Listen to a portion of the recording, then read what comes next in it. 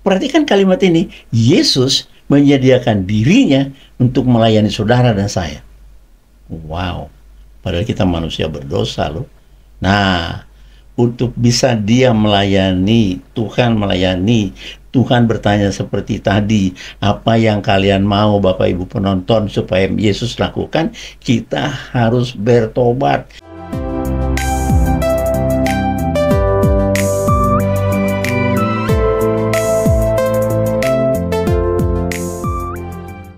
Saya akan mengupas secara singkat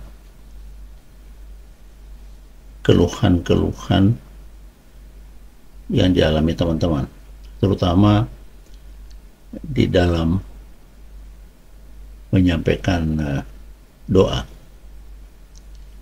Kesulitan merata ya di seluruh teman-teman yang mengaku bahwa Yesus adalah Tuhan. Meratanya begini, sangat banyak teman-teman yang sudah berdoa dalam rangka meminta ya, karena pemahaman doa bagi kebanyakan orang adalah meminta dan meminta. Kita tidak pernah memberi kepada Tuhan.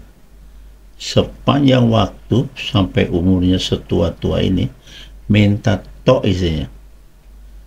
Ya Tuhan, kami meminta supaya anak-anak kami pendidikannya selesai, meminta. Ya Allah, aku meminta kesempatan kerja, karena kalau suamiku pun kerja, kami tetap kekurangan supaya bisa saling menambah. Ya Tuhan, kami sudah bernikah 5 tahun, kami memohon belas kasihan-Mu memberikan keturunan.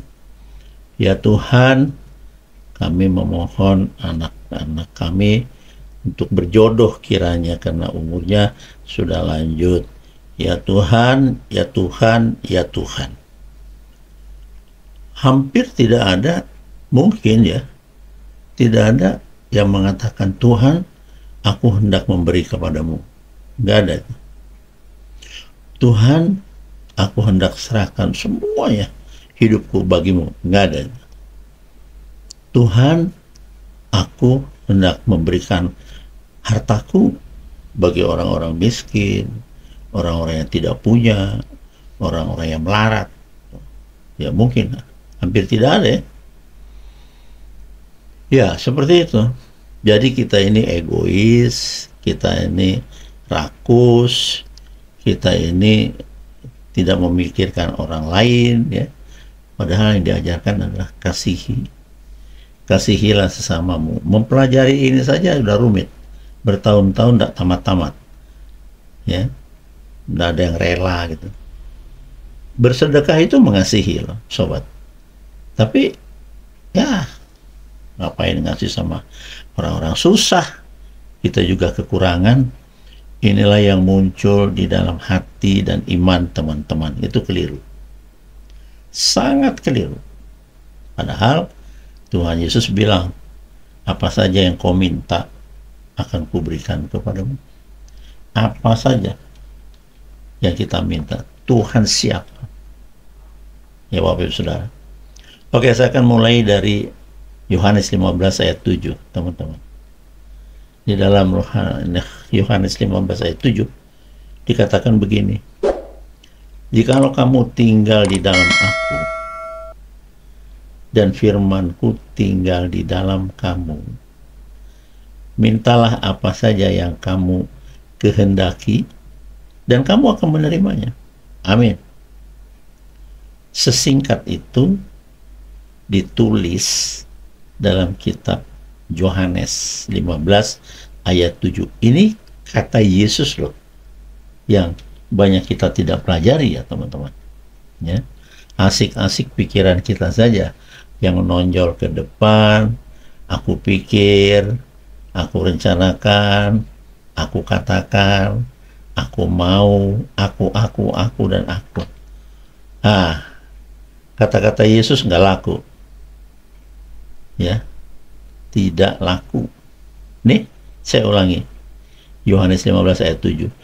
Jikalau kamu tinggal di dalam aku, ya kalau Bapak Ibu Saudara yang nonton ini tinggal di dalam kasih Kristus, jadi kita terbelenggu di dalam. Nggak bisa kita suka-suka, nggak bisa kita barbar gitu ya, seenak pikiran kita, seenak-enaknya kita, nggak bisa. Ya, kalau kamu tinggal di dalam aku, ya kan, kata Yesus begitu. Berarti berlakulah semua apa yang Tuhan inginkan di dalam, karena kita di dalam. Dan firman-Ku pula tinggal di dalam kamu. Nah, ini sama sekali tidak pernah dibahas kayaknya. Dan firman itu adalah Allah. Allah itu firman, firman itu Yesus. Yesus itu firman. Nah, kalau kita baca lagi anak kalimat ini, kalau kamu bisa tinggal di dalam aku, dan aku tinggal di dalam jiwamu, pribadimu, ini janjinya. Mintalah apa saja yang kamu kehendaki, dan kamu akan menerimanya. Amin. Amin dan amin. Ini kan nggak kaleng-kaleng, ini sungguh-sungguh janji Tuhan kepada saudara dan saya. Kalau yang baru dengar, diberkatilah engkau. Kalau yang sudah dengar, ubahlah polamu melihat firman ini benar. Kenapa? Yesus mengatakan, akulah jalan, kebenaran, dan hidup. Jadi semua yang dikatakan oleh Yesus benar. Itulah jalan hidup yang dijanjikan tadi. Tapi karena diawali dengan jikalau, kita bahas ya Bapak Ibu Saudara, walaupun singkat waktunya beberapa menit. Nah, bagaimana kalau tidak tinggal? Kita robah ini. Kita robah. Jadi berlawanan begini. Kalau kamu tidak tinggal di dalam aku, sekarang menjadi negatif, tidak tinggal. Dan firman-Ku pun tidak tinggal di dalam kamu. Nah, sama sekali tidak ada nafas ilahi, sama sekali tidak ada pembelajaran firman Tuhan di dalam kita. Maka kalau tadi mintalah apa saja, sekarang mintalah apa saja yang kamu kehendaki, kamu akan menerima. Sekarang dibalik, mintalah apapun itu, kau tidak akan menerimanya.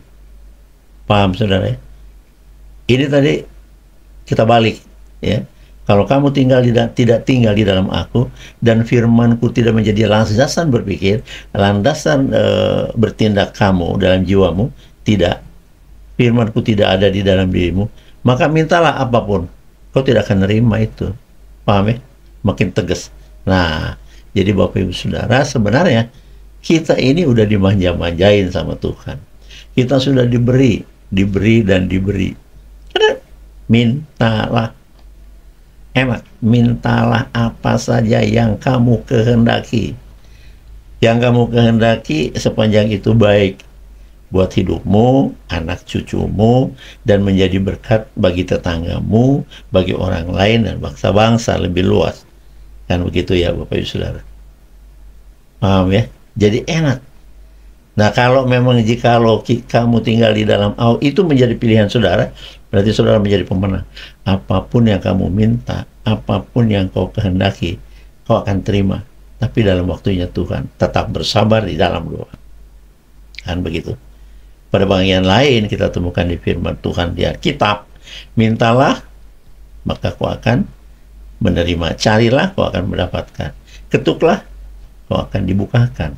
Itu semuanya sudah formula, sudah rumus dari Tuhan untuk kita berkelimpahan, Bapak Ibu Saudara.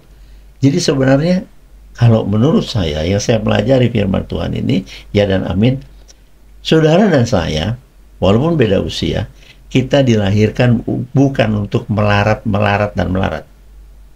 untuk berkelimpahan. Setuju ya?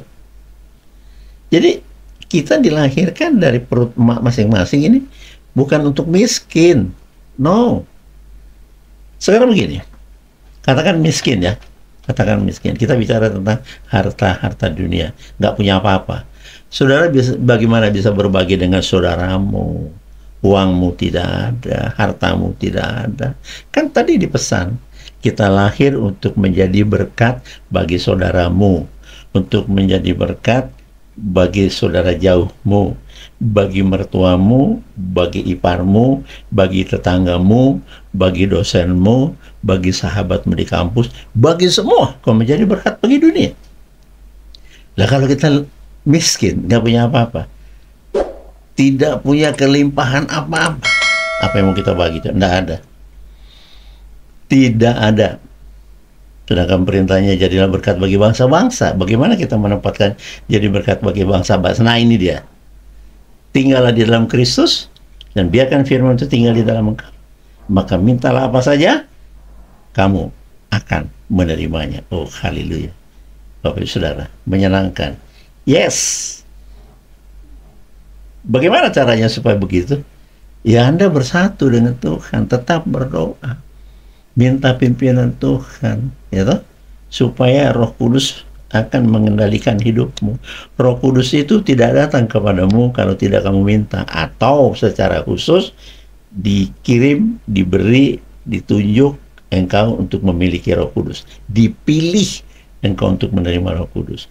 Atau kita bisa minta, atau melalui pertobatan, ya, bertobatlah engkau, kemudian berilah dirimu dibaptis dalam nama Yesus Kristus, maka kepadamu akan dianugerahkan Roh Kudus melalui pertobatan. Jadi kita nggak mau berdosa lagi tuh. Roh Kudus akan tinggal di dalam jiwamu, di dalam pribadimu. Kalau Roh Kudus sudah tinggal di situ, apapun bisa kamu lakukan. Tidak ada yang mustahil bagi kamu. Haleluya. Ya. Jadi walaupun renungan ini singkat, tapi saya paham Bapak Ibu Saudara mulai melatih diri, jangan lagi hidup barbar, kemudian marah-marah, kemudian memaki-maki, menuding-nuding, ya kan, menghakimi. No.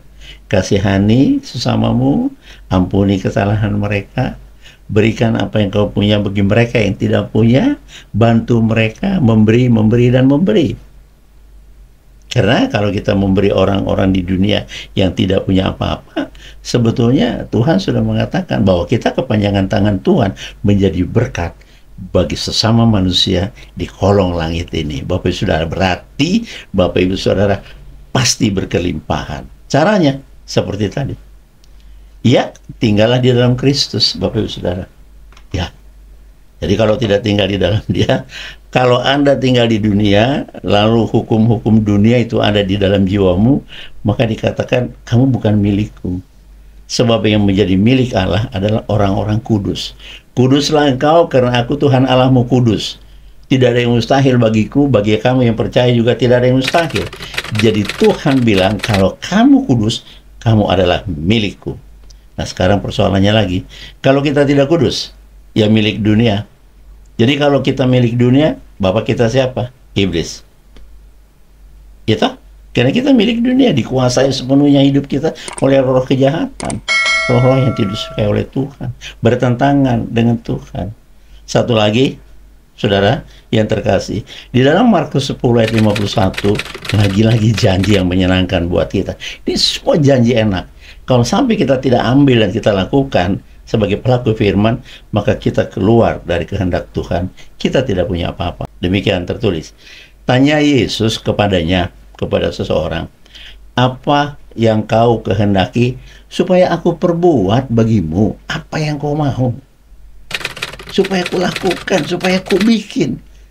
Ya, perhatikan kalimat ini. Yesus menyediakan dirinya untuk melayani saudara dan saya. Wow. Padahal kita manusia berdosa loh. Nah, untuk bisa dia melayani, Tuhan bertanya seperti tadi, apa yang kalian mau Bapak Ibu penonton supaya Yesus lakukan? Kita harus bertobat, tidak di dalam lumbung dosa lagi, supaya kita menjadi kekasih Kristus dan kita menjadi kesukaannya, hidup kita berkenan bagi Allah di dalam Kristus. Berikutnya dalam ayatnya dikatakan, jawab orang buta yang ditanya tadi, Rabuni, supaya aku dapat melihat. Permintaannya hanya melihat karena dia buta. Nah, Bapak Ibu Saudara, dalam kehidupan kita banyak sekali yang kita inginkan seperti di ayat terdahulu tadi. Jika kita tinggal di dalam Kristus, apapun pasti akan diberikannya. Sekarang tegas-tegas dikatakan lagi, hei Bapak Ibu Saudara yang sedang menonton ini, apa yang kamu mau supaya Yesus lakukan? Jawab, hutang saya mau lunas Tuhan. Saya mau punya pekerjaan, Tuhan Yesus. Saya mau anak saya punya jodoh segera, Tuhan Yesus. Saya mau kami tidak berkekurangan, Tuhan. Saya mau apa yang kau mau supaya dilakukan. Yesus pasti lakukan. Lihat itu orang buta. Apa katanya? Roh buni supaya aku dapat melihat, itu doang. Lalu berikutnya, pada ayat berikutnya dikatakan orang ini lalu melek dengan sangat cepat. Nggak ada proses dikasih obat mata kayak disuntik kayak ditensi kayak darahnya, enggak, langsung melek. Ya sudah, kalau katakan Tuhan aku percaya karena yang ku mau yang akan kau kerjakan, seperti firman tadi di Markus 10:51, aku pastikan hutangku yang tinggal 6 juta itu pasti lunas di dalam kasih-Mu. Amin. Dan ini jangan diungkit, diamkan di situ. Yesus pasti bekerja, Bapak Ibu Saudara. Ya, jadi oke. Sudah semuanya bisa dipahami. Saya cukupkan renungan singkat seperti ini dulu. Tugas saudara sekarang belajar, belajar, belajar. Melatih, melatih, melatih. Lakukan firman itu dengan sepenuh hati. Maka mujizat itu pasti terjadi. Karena bagi orang percaya, tidak ada yang mustahil. Saya bin Saramit mundur. Sampai ketemu pada video berikutnya. Tuhan Yesus memberkati. Jangan lupa subscribe, like, dan share kepada teman-teman. Supaya teman-teman semuanya terberkati karena video singkat ini. Sampai jumpa. Tuhan Yesus memberkati. Amin.